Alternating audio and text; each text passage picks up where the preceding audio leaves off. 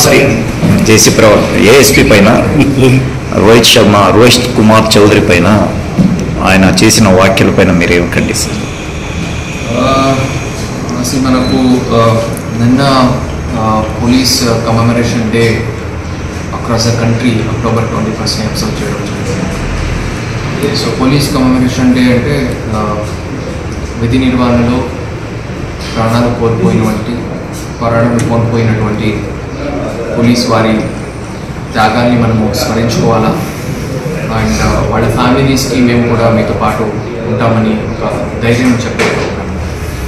So అలాగే across country కూడా ఈ ప్రోగ్రామ్ అబ్జర్వ్ చేయడం జరిగింది. అనంతపురంలో కూడా మేము ఈ ప్రోగ్రామ్ని చేయడం జరిగింది.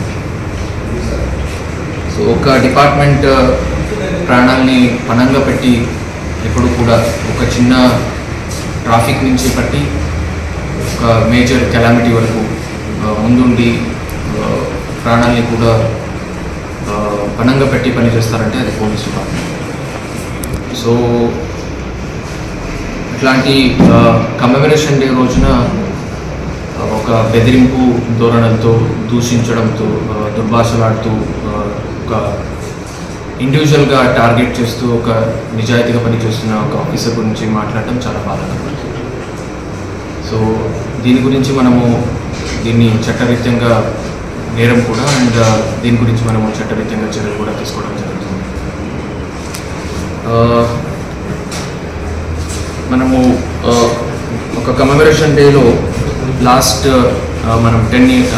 1 yearలో చూసినట్టయితే దాదాపుగా 12 నుంచి 12 మంది మా జిల్లాలో ప్రాణాలు కోల్పోయారు.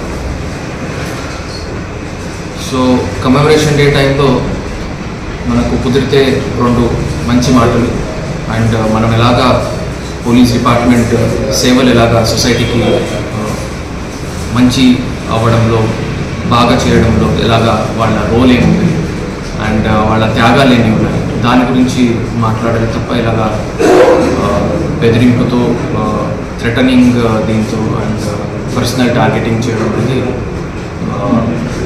ఒక చట్టరీత్యంగా మనకు నేరం కూడా అవుతుంది అండ్ దానికి తగినట్టు మనం చర్యలు కూడా చేపట్టడం జరుగుతుంది. సార్ ప్రాణరక్షణ కోసం గన్ లైసెన్స్ ఇచ్చింటారు కదా సార్, మీతోనే కాదు గన్ మాతో కూడా అన్నారు. గన్ లైసెన్స్ క్యాన్సిల్ చేయడానికి ఏమన్నా ఆస్కారం సిఫారసు చేస్తారా? దాని గురించి కూడా మనం యాజ్ పర్ లీగల్ ప్రొవిజన్స్ ఆలోచించి దాని మీద కూడా మనం చట్టరీత్యంగా చర్యించాలి.